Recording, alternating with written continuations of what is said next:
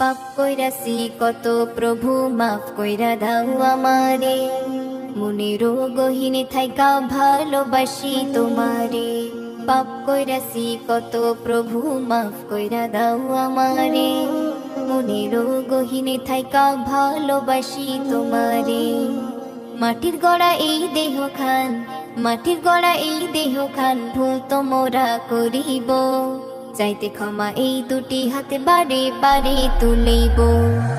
মানুষের পিছনে যেটা হাঁটে সেটার নাম ছায়া, আর মানুষ যার পিছনে হাঁটে তার নাম মায়া। এই মায়ায় একবার পড়লে সারা জীবন আর পিছু ছাড়া যায় না। এই দুনিয়াতে সবচেয়ে খারাপ জিনিস হলো মায়া। যার মায়া যত বেশি সে ঠকেও তত বেশি। কথাটি সত্য মনে হলে ভিডিওটি শেয়ার করে দিন।